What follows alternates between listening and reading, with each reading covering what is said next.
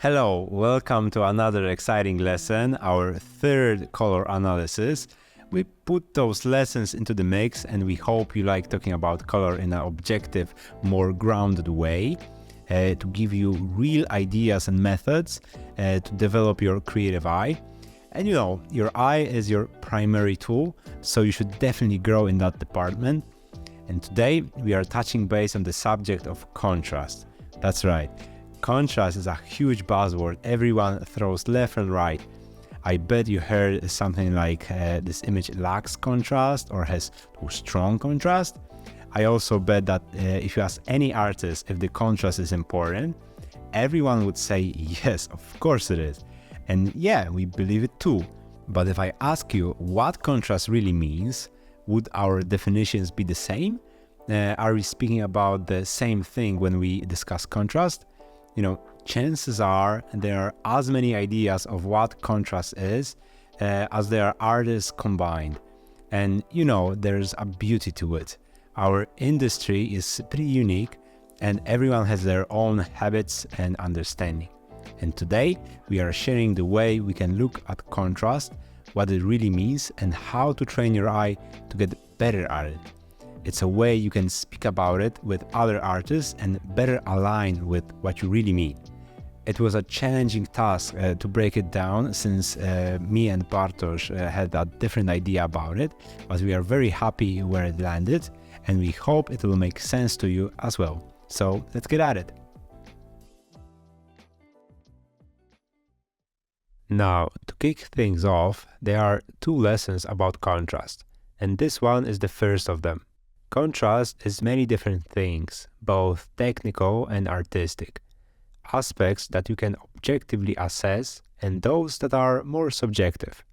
Aspects that we have more creative freedom and those that just need to be said and done. To master the way we look at contrast, you need a lot of experience, but the ideas we want to share are fundamental and basic enough to grow and take it to another level. So, one more time, let's start with something simple and let's extend our understanding of tonal ranges. That's right. In our first color analysis, we touched base on tonal ranges, blacks and whites. We spoke about investigating your images in black and white and focusing on specific areas, deepest blacks and brightest whites, where they land and how the histogram reflects it. Tonal ranges set our images on a good track, starting at the correct black point and ending on our white point. Naturally now, we can discuss what's happening in between those points. And there's a lot happening here. Most likely, we will have our architecture in those regions. It's where all the details really pop. It's the meat of our image, to say in a non-vegetarian way. So again, naturally, we'll extend the way we perceive the black and white images and have one more additional aspect. We'll have blacks, whites, and even though it's quite wide, we'll call everything in between as mid-range. Blacks, mid-range, and whites. We will judge our image based on those three elements. Maybe it seems too simple, and perhaps it is, but you'll see where it goes and how it ties up to contrast. Chances are you'll look at the colors in a different way after this lesson. So, circling back to contrast, you know, we can have countless examples of images that have the exact same tonal ranges, where blacks and whites are at the same level, but somehow they feel kind of different. Some of them could feel very dramatic and the other quite mellow. Let's check two examples here. We can check how the histogram reflects their luminosity levels. Let's not forget to slap black and white adjustment layer so that we are not confused by any pesky hues, you know. Now, we have two different images and we can immediately spot they feel different. One of them is more punchy, kind of dramatic, and the other one is quite mellow, perhaps looking a little painterly. They have pretty much the same black and white levels. In fact, tonal ranges take the full scope of the histogram, but just see what happens when we select the colors here. You know, Before, we investigated the bottom and the top luminosity areas. So we can investigate the colors in the middle now. And that's kind of interesting because our mid-range falls exactly in the center of the histogram. In this image, we have our whites here again. You can notice they are pretty bright, glued to the right side of the histogram. Peak blacks are here, and everything in between falls around this area. And we can already spot a difference. Mid-range is shifted toward the left. It's in the center here, but on the left here. That's really interesting, and let's see where this concept drives us. Our mid-ranges play a significant impact on our images. If we were to adjust this image to match the feeling of the first one, we could simply think about the mid-range and just crank it up a little bit. We can simply raise the brightness of the center area of the image. Blacks and whites stay at the same level. We can spot it's definitely less dramatic and kind of similar now, right? Maybe we can raise them even more, doing a basic curve adjustment here. But keeping in mind where everything lands, and it should land in between. Now they're pretty much in the center, dead on, and the feeling of the contrast seems very close. If we disable the adjustment layer, we can see the image is in fact different, but has a similar contrast. And we did that with a little help of our histogram and simply adjusting the mid-range. And before we go into the next example, let me reiterate what happened here. We are investigating the area in between blacks and whites. And even though that's a wide area, it can lean towards the left or stay in the center. It will have an impact of the contrast of an image. Let's see another example of mid-ranges, because that will allow us to look at a contrast from a wider perspective later on. Okay, let's dive deeper and check another example. This one is pretty interesting in terms of values. We can slap another black and white adjustment layer and check tonal ranges again. Whites are somewhere here. Blacks start from around here, and mid-range should be around here. And again, most of those colors fall pretty dead on in the center of the histogram again. This gives us a nice painterly look and elegant contrast, even though I would assume many people would end up with the image looking like this. You know, you wouldn't even notice while rendering, but when you click before and after, you can spot with the naked eye how this contrast changes drastically just by thinking and changing mid-ranges. If we were to work on this image from scratch, chances are you'd end up with a dramatic image, while it doesn't need to end up like this. This image doesn't beg for dramatism in this case. It can be elegant and not boring or flat at the same time. Every image speaks a lot in black and white. The contrast will be very much connected to blacks, mid-range, and whites. Those three aspects influence contrast the most. Tonal contrast, to be exact.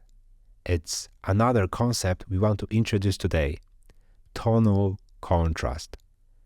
Blacks, mid-ranges, and whites influence tonal contrast the most, and we can train our eye to spot where they fall. They will tell us objectively if the image is more punchy or not.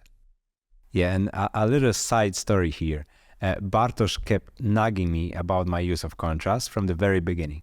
Obviously, everything in a good spirit and a constructive way, but still, he always told me my mid-ranges are almost glued to the black levels, which felt dark and unpleasant, and I just couldn't see it differently.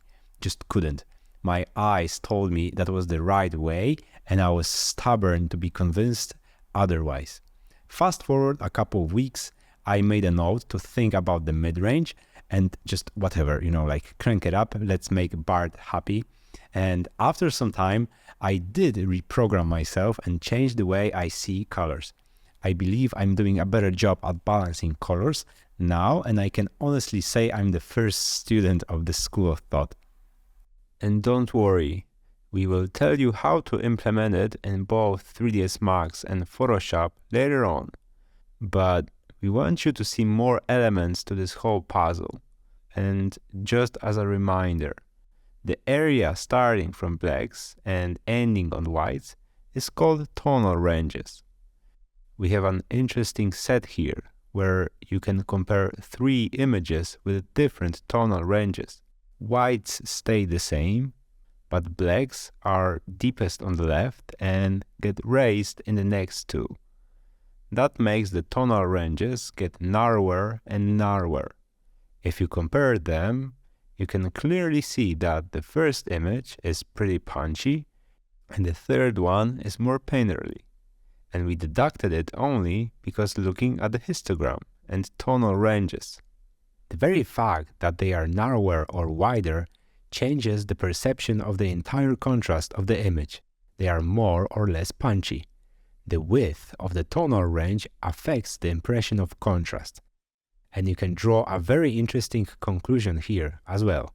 That is, if you want to increase the contrast in an image, actually adjusting the white or black point only will do the job. Sometimes moving the black point down even a few points may be enough. The contrast of the image will increase, and most often it will appear brighter. Typically, we don't associate brightening up the image with lowering down the black points. This may seem illogical, but it's true.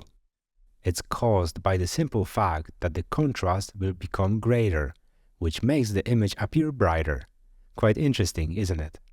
Now, the next part is not so beginner-friendly, but only for a while. We want you to be aware that working with histogram is really important.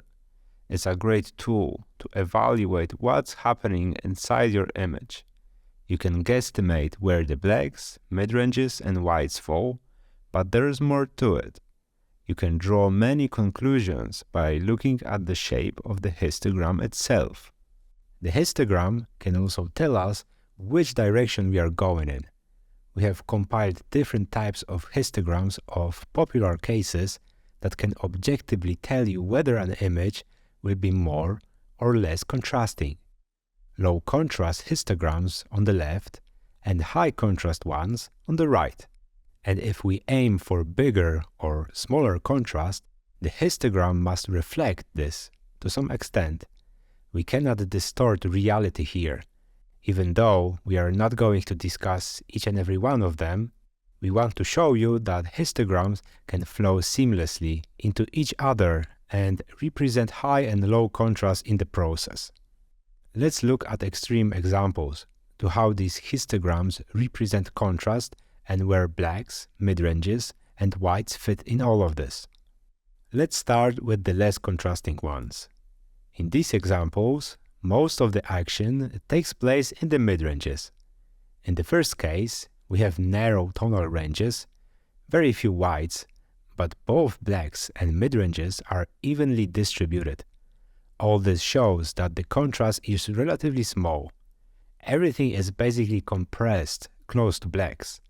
There are some whites left, and interesting part about them is that for this kind of look, you don't have to go overboard with them.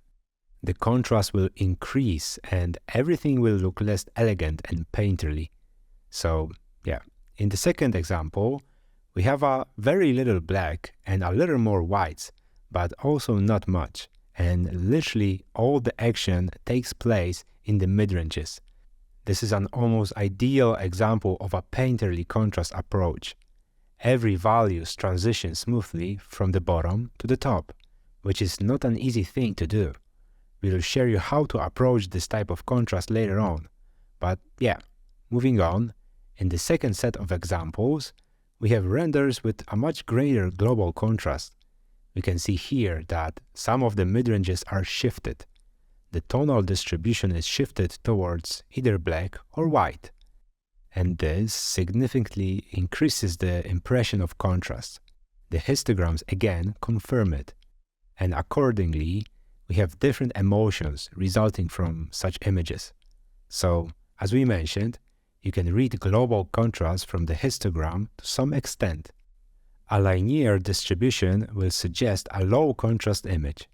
Few extreme values and smooth transitions indicate low contrast. Clear spikes on the histogram will indicate a high contrast, with those sudden dynamic transitions between them. Okay, that was that slightly more advanced bit, but now we are getting back to something more friendly. We know that we can analyze the image in black and white. We know that there are specific areas like blacks, mid-range and whites that can tell us a lot, objectively speaking. We know you can use histogram to your advantage, and sure enough, we are. And a fun fact though, if you want yet another way of evaluating your image, you can look at a thumbnail of your images, or through squinted eyes. You will ignore all the details, you'll ignore all the micro noise and start seeing the tonal contrast better. Where the blacks fall, where the whites fall, and all that stuff. If there's a gray, muddy spot, chances are your image is not punchy at all. That's an interesting way to look at it, the way that lets you see the global contrast, but there's a small caveat here. There's one last element we are missing.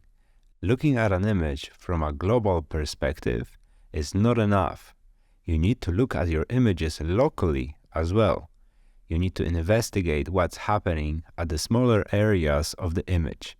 You need to check how the tonal contrast is set on the architecture, stones, and the trees alone. You need to check how punchy specific parts of the image are, because that will affect the overall tonal contrast as well. Let me give you one interesting comparison. If we look at this nighttime rendering, which we'll do later in this training, we can have the impression it's much more contrasting than the second image. But when analyzing the histogram, they look almost identical. Same tonal ranges, same mid-ranges, but somehow different tonal contrast. We perceive the differences primarily because of the local contrast and dynamic transitions between light and dark areas of individual elements. We have more transitions that oscillate intensely between white and black on the grass. There are also big differences in brightness levels, the sky, and the tree line. We consider all of it a local contrast. An extreme case of local contrast is micro contrast. For example, some plaster texture, unspecified detailed noise illuminated by the sun. Two images that look the same on the histogram may have a different impression of contrast just because of the different local contrast. And at the end of the lesson, we'll tell you how to manipulate both global and local contrast in practice. At the moment, you have the tools to analyze what's going on in the image to assess if something has potential to be more or less contrasting. You can look at the histogram, you can look at the midrange, see what they represent, and check if you are going in direction you want to go. And again, we might sound like a broken record, but nothing helps as much as watching references, scrolling through countless images, turning them black and white, and investigating tonal contrast is the key to training your eye. And by the way, it's not something you can do pixel perfect. Nothing in terms of color it needs to be done in pixel perfect manner, but we will give you additional ways to use this concept, what to think of it, and how to apply it. You can already keep the idea of mid-ranges and tonal contrast in the back of your head. And to make the image punchier or not is a good topic to discuss. You can go either way, but you need to be aware of potential problems and opportunities. We can go more dramatic, which is what you see on the left, or slightly more subdued, but still elegant. So now, why would you want a dramatic and punchy image? And when should you decrease it? Bigger tonal contrast not necessarily follows a better image. Let's break down the why and start with the high tonal contrast. You know, high tonal contrast, or in other words, a punchy image. That punchy image needs to grab attention and needs to grab it fast. It's the main goal. Our eyes are very sensitive to high contrast, and we will be more drawn to it. YouTube thumbnails are one example of high contrast. By the way, comic books are set in high tonal contrast as well. The black silhouette and the white character are the highest tonal contrast possible. Billboards are very punchy as well, because tempting our eyes while driving is the best moment to fish for our attention. But either way, high contrast look can be pretty epic, but you can cross the line very quickly. When the high contrast goes too high, it repels our eyes, and we can almost feel that a color correction has been applied. Your viewer will be sensitive to that, and you should be careful about it. And again, it's difficult to say where's the line. Every image will have different tonal ranges too. But to make it pop, our suggestion would be to really focus on what we have discussed previously, when we spoke about tonal ranges. As long as you don't lose details in black and whites, you should be covered. Check your histogram and push it as much as you feel. The moment it gets unpleasant is most likely when you push your blacks and whites to the brink.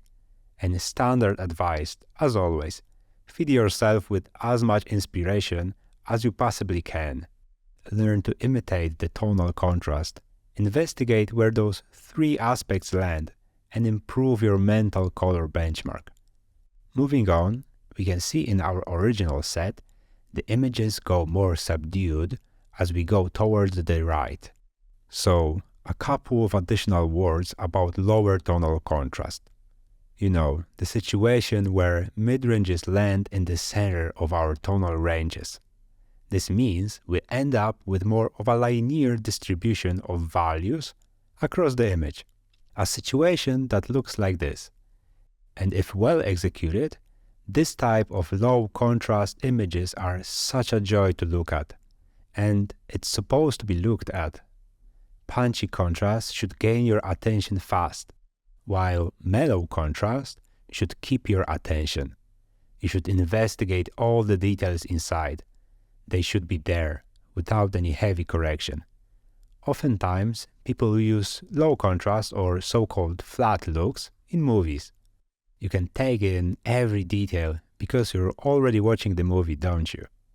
Turns out it's quite popular in competition rendering as well. You can explore every architectural design element and it feels natural and photographic for some reason. But obviously, there's a challenge to be faced with here. Chances are it might look desaturated and dull, and our tip here is to focus on everything we discussed about depth. It should have a very readable space. Foreground, midground, and background should have a good separation. Low tonal contrast will make it even worse if your foreground is too bright or your background is too dark. Any mistakes in this aspect throw you off immediately. Feel free to come back to Corona Sun scenario 1 and 2 if it doesn't feel natural yet. Last thing, a nice to have here, is to have a really strong and interesting composition. But we'll get into that in the next lesson about the contrast, so stay tuned. By the way, a small note here, if you're struggling with tonal contrast, we hope the idea of mid-ranges help you improve in that department, but still, start with nailing down a commercial day scenarios in terms of tonal contrast. It usually has really wide tonal ranges, so you have more room for error. It's easier to achieve depth and all of that, but when your tonal ranges are quite narrow, it's trickier and you might need some additional experience under your belt. If you look at this example, you know there's not much room for error. We fight for absolutely any detail we can. And even a small tweak of blacks, mid-ranges or whites will make it or break it. You might need a better monitor and a precise eye to really nail the tonal contrast in narrower tonal ranges. So keep it in your mind and don't force anything too early. Okay, so let's make a brief summary here before we step into 3ds Max and Photoshop.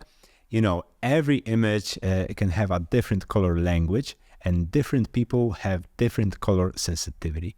You might choose a really punchy tonal contrast, and that's fine. But you know now how to test it if this is punchy or not punchy enough. You can investigate the mid-ranges and see where they land. It's another method to test how the values are distributed, because our eyes might often mislead us. So okay, let's jump to practice and answer another interesting question: how and when to think about tonal contrast. We have a scenario that we'll be working on in the next lesson. Now, imagine that we are in the process of creating this image. We have set the HDRI, we have introduced the depth, and don't worry, you'll learn everything soon. And as we did in the daytime scenario, you could compare this image to a reference in black and white. We could apply black and white LUT, put it next to the pure ref, but this time we are going to eyeball it. Let's reset the whole tone mapping, turn ACES on, and upload black and white LUT.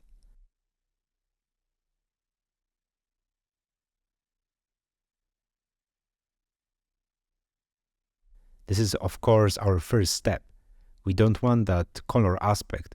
We only think about values, and the magic of this approach is that we can cut out the color aspect and focus on what's important to us at the moment.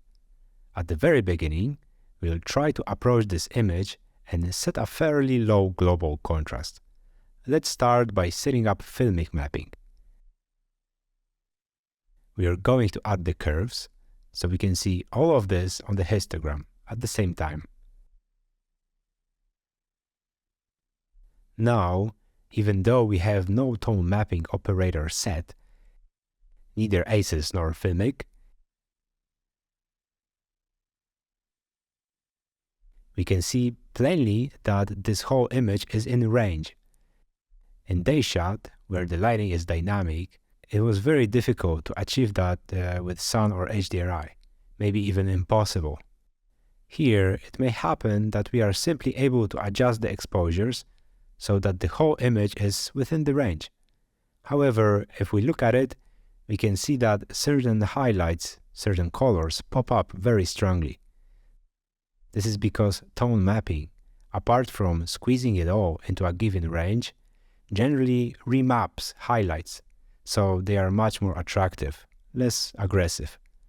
So, despite the fact that we are having everything here within the range at the moment, we'll turn on filmic anyway to remap these highlights a bit. As we can see now, the tonal range has decreased even more, and we have some like 15–20% of empty space from the top, where there are no whites. However, the image looks softer, and I think it's a good starting point. And now, if we wanted to lower this contrast, and I think it's already quite strong because of the HDRI, we need to raise the shadows a bit. On the other hand, we should lower the whites. It's quite intuitive. We get a gentle, subtle, even elegant contrast, sometimes resembling a retro style. It can react differently with different images, with different details. We often call it painterly contrast, and we see that the picture is quite pastel, gentle. And as you can see, it's super simple. 100% control over what you want to achieve. Just think about tonal ranges, tonal contrast, and adjust the curve accordingly. So let's try one more time, this time with a strong global contrast instead. We can reset everything and use ACES, for example. At the moment, the contrast is almost too sharp, so we'll get to that in a moment. We'll start again with uploading LUT, which got lost.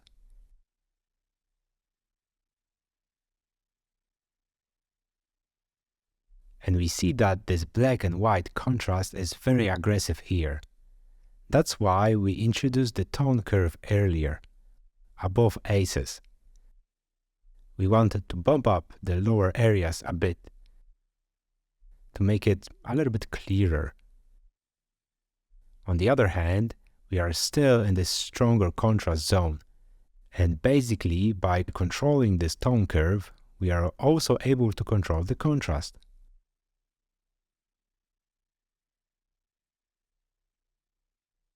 Now that we have normalized the contrast, we can introduce it one more time with a curve. You don't necessarily need to raise the blacks with the tone curve, but all we are showing here are the operations on values. You can experiment with it, just like we are doing now. If we want to increase this contrast, we grab the blacks, we lower them, and we grab the upper part of the range and raise it. Those adjustments will depend on the image, and you will decide whether this contrast works out well or not. But more on that in a moment, when we go deeper into the analysis of these curves. This is just to show you that these two operators can increase or decrease the contrast. I mean, a global contrast, of course. All it takes. So now, we have increased the contrast again. And this image is definitely more visually aggressive than the previous one. This contrast currently looks nice and cool, but there is no denying that it is stronger.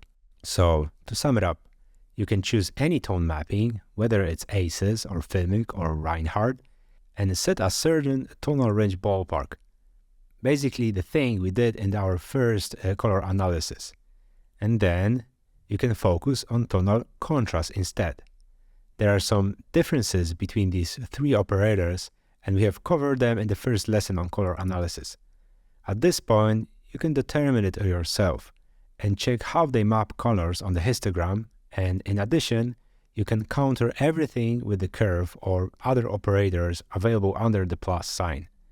The main thing is to look at the image in black and white and watch what happens to it when we change these settings. As a fun fact, I'll just add that we could actually not use Filmic or ACES at all. Both the Filmic and the ACES can be reduced to operations on curves. We could simply add two operations on curves. Whatever the case, even though the curve would be quite funky, it's possible in theory. It's good to know that these are just mathematical operations on curves that you could do all by yourself. Tone mapping operators, ACES, Filmic, Reinhardt, are just different types of those S curves we just saw. We'll talk a bit more about them in a moment. But yeah, the way we think about it in 3ds Max is relatively simple. You work on an image, insert all the objects into the scene, solve the problems of the midground, background, and foreground like we did the last time. One additional element is a more calculated mid-range decisions using curves, as we just did now. We don't use contrast options, we don't use slots to make the image more punchy. If you have a good composition and you have applied depth, then you can get into the curves and set your image the way you want. And by the way, we recommend not to make too dramatic contrast in 3ds Max, especially if you want to reprogram your thinking about contrast. We are about to show you more tools for working with tonal contrast in Photoshop, but now that you can choose to make things more dramatic at any time, it's also a nice skill to envision color potential of an image even when it seems mellow and seemingly flat. And it's always easier to add contrast than to subtract it. So let's keep that in mind. When we construct the image in 3ds Max, we mainly think about global contrast, but there's also one thing. Your image must have some local contrast potential as well. We create the materials, we create the composition, and it has to be already included in the image, so we can draw it out later. You can't pull the local contrast out of the hat if it's not already there. Okay, so let's jump into Photoshop and see how to manage and think about contrast in post-production. Now we jump into Photoshop, and the render should look great at this stage. We have a readable depth, correct tonal ranges, and a ballpark of tonal contrast. Often, you can even consider the image to be finished at this stage. For the most popular scenarios like day or night, the tonal contrast may already be set. Either way, we can increase the readability of the depth as we did before. We can darken the stones, brighten the facade. All this affects the perception of the image and the perception of the overall contrast. And you have plenty of tools to transform the tonal contrast however you like. And Photoshop is simply amazing for that. We can change the image quite dramatically here. We can affect the overall mood, but we can also affect specific areas, such as the stones alone or just the architecture, separately and independently. Let's jump right into it. I think it will be easier to show than to tell. And first, let's start with the camera raw option. It's an amazing tool that we can have here under Filter, Camera Raw. And the camera raw gives you much more control than the Corona frame buffer. And if this tool is inactive, it means you need to change the number of bits from 32 to 16 or less. If you have 32, you've probably opened AXR files or something like this. It should be available by default. So when we applied camera raw, we have total creative freedom to tweak, change, and do whatever we want. Many artists like to work with this tool. They see the color potential in 3ds Max and only here start to bring this forward. Small note here, remember that you need to have well executed depth and no issues with blacks and whites. If you didn't do it correctly, the operations we are about to show may cause even more chaos than before. Either way, we can do some really cool stuff here. Let's change the view to black and white and see what's in there. We have quite a few options here, but we are going to run very quickly through a lot of them. At this point, you should be sensitive to analyzing an image in black and white, and that's exactly what we are going to do here. You can check tonal ranges. You can even run PureRef to compare everything exactly as we did before. So, from the top, we have the basic tab here with all the basic settings. When it comes to tonal range, we have exposure, of course. As the name suggests, it increases or decreases the exposure at the same time. Take a look at the histogram at the top. I think it's one of the best cases where you can work with this program and learn to look at it in a rather creative way. We should already have the exposure set at this stage, but you can obviously change it if you need to. Then there's the contrast. As we said, it expands the ranges or narrows them down if we reduce it. We rarely use it both in the frame buffer and camera raw. And after contrast, we move on to the options that are a bit more interesting for us. We have highlights, shadows, whites, blacks, and these are options that allow us to influence specific quarters of the tonal range. We can, for example, increase highlights. And we immediately see how the histogram spreads out, how the tonal ranges increases. And of course, this by itself affects the overall feeling of contrast. We can influence shadows, raise and lower them. I think the responsiveness of it is very cool. And at the same time, you can get to know the picture better. If we see blue dots, they inform us that in these regions we are losing detail, because we have gone down with black to 0. If in turn we'll see red areas, they will indicate that we have lost something in the upper range. For some reason they don't show up, so maybe we won't talk about it. And of course, there won't be any blue or red colors in the final image. They are just here to inform us. You can turn it off if it distracts you. Anyway, because it appeared, we know right away that we have to be careful here so as not to lose any details. We can move the blacks and whites, just watching how the midrange reacts, and of course the histogram as well. We can play around with these settings, strive for something more or less dynamic. I'll reset it all, and I'm going to go over these 3 options here that allows us to influence a local contrast, which are pretty cool and we hope pretty eye-opening as well. We'll add more nuggets of knowledge about local contrast in a moment, but perhaps we can talk about them here in Camera Raw as well. we already have 3 sliders that are able to modify the local contrast. And I must admit, they are very handy. First of all, we have a texture that directly affects the micro contrast of individual areas. We can see how the contrast on these elements of the facade changes when we increase it, how those plant and stone elements begin to outline when we add this local contrast. When we reduce it, it will all soften. I'm showing an extreme case now, of course. Texture setting was generally introduced to Photoshop to smooth the skin on the model photos as a civil setting to reduce micro contrast. However, in landscape photography and also in ArcGIS, it's used simply to extract some substance of a particular material. And I must admit that it often works nice. So the texture affects the micro contrast. Clarity, on the other hand, increases the contrast, but only in mid-ranges. So when we increase clarity, we have a contrast operation, but blacks and whites stay in the same places we have set them before. Only the contrast of the mid-ranges will increase, which in principle is what we understand as local contrast. So suddenly, local contrast increases on all those elements that we have in the scene.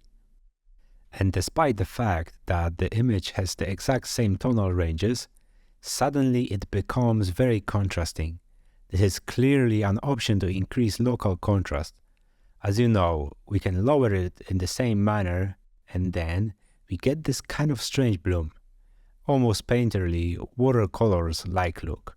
If we overdo it, it won't look good, of course, but sometimes lowering the clarity can also be useful. Last thing here is the dehaze, a setting typically introduced for photography to reduce the sense of smoke, the aerial perspective, and atmospheric smoke in general. Dehaze will generally increase the contrast in areas where the contrast is low. So we are looking at the image, the detail distribution is quite high, but it's certainly small within the sky and within the water. That's what we would expect, and that's what is happening here. And suddenly the sky here becomes very dynamic, and so does the water. We have to be careful with this, especially when we use a photo in the background, because often some artifacts will appear because we go far beyond what the photo provided. So dehaze generally increases contrast in low contrast areas, which often affects the perception of local contrast as well. And that would be the basic settings for local contrast. And let's circle back to global contrast again. We can also see the curve settings. And as we said, a curve is a curve. We can do anything with a curve.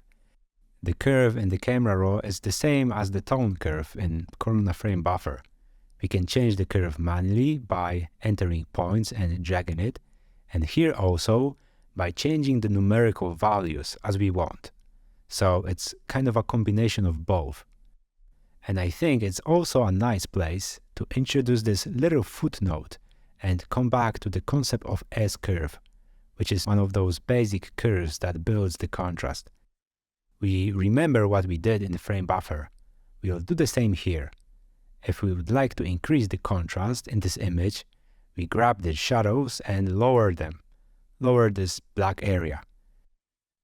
We grab it again and pick up the highlights.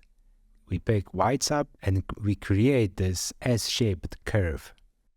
The shape can be very different from one image to another, but there's a clever way to approach it. Each S-curve is characterized by a certain split point, and this split point falls on the intersection. Sometimes it can fall in the middle, but often the split point is shifted to the left or to the right. It's never perfect and it depends primarily on the image. However, you must know that in general this S-shaped curve is very popular in the pursuit of greater contrast. For example, we can discuss two cases that are quite universal. Personally, I often use this first type of S-shaped curve in commercial interiors to make it brighter, so that it's not so dark and heavy, and became more energetic and joyful instead. Interiors are usually dark in the mid-range area, so I want to enhance the impression of light. At the same time, I do a point at the bottom in the black to keep it all quite punchy. If the point wasn't there, the black would just go up. It would be more muddy, and the selection of this so-called split point is different for each image, and it settles naturally when you start to modify the curve, checking how the image behaves. So the second S-shaped curve, also slightly modified, is what I often encounter when creating commercial exteriors that need their perception to be deepened if we want to make something look more elegant or luxurious. And again, we are protecting the blacks from going too low here, and we are doing this S-curve on the rest of the range. Then we build the contrast again against the split point, which is a little higher this time. We can also come back to the S-curve we did in the frame buffer. What we did with the painterly contrast was called an inverted S-curve that will raise the shadows and lower the whites, decreasing the contrast. Again, depending where you place these points, you can get quite different results, but in general, an inverted S-curve will result in some reduction in contrast in certain areas. We can easily do it with these settings here. We can also have a very similar interface to what we have in the tone curve in the frame buffer. It's nice to use it, and in addition, there's an option in which we can shift the split point. We sort of have 3 split points here that divide this area in 4. We can move them freely, which we couldn't do in the frame buffer. So we gain an additional layer of control over what's happening, which areas we have an influence on. For example, darks and shadows are quite narrow. We can introduce a lot of contrast in these low ranges, raise the darks up and lower the shadows down. We'll get more contrast this way. We can also treat the upper areas quite gently and naturally. And then this contrast, this punchiness, will also be a little bit different. So we really have a lot of options here. I recommend playing with it because over time these settings will just become more intuitive and natural, especially that this responsiveness of the preview and the ability to control the histogram all the time is really cool. So let's just say that you can do global color operations anywhere you want, and that's just your preference. You can try how it works in 3ds Max and in Photoshop, and decide how do you want to work. Do you want to set the tonal contrast already in 3ds Max in the frame buffer, or rather approach it consciously and bring it out only in Photoshop? Remember to always keep pure references, especially if you are learning, if you are at the beginning of your color journey. To make things even easier, you can assume that you'll set the global contrast in the max stage and don't really use camera raw. Just set a global contrast ballpark in 3ds Max so you don't have to imagine what will happen next.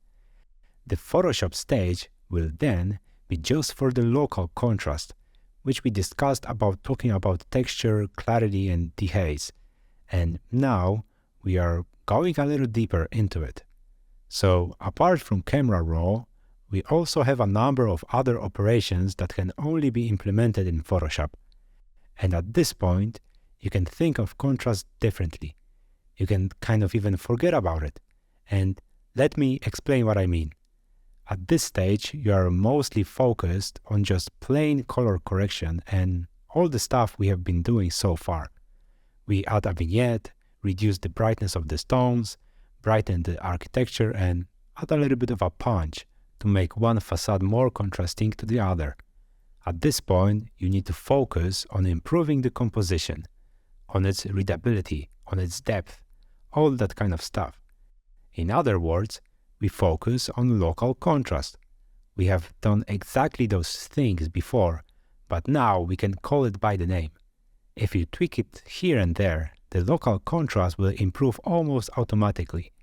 You practically don't even need to think about midranges because a solid foundation should already be there. Okay, now that we are going to talk about minor improvements, Let's pause for a moment. There's quite an interesting way for you to think about them, because you have to be aware that you can do these corrections very precisely, but also kind of lazy.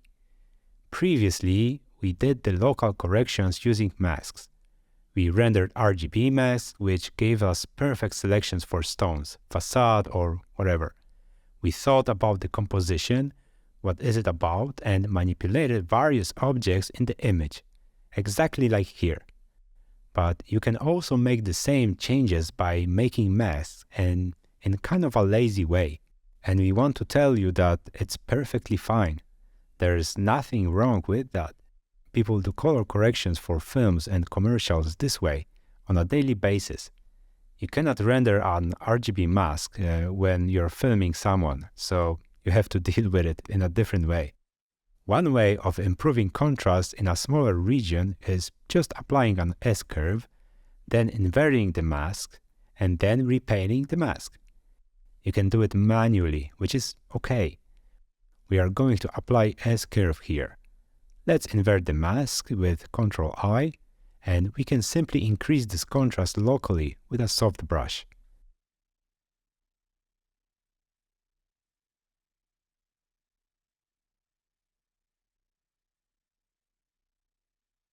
The effect is very cool, and at the same time, this approach is incredibly efficient.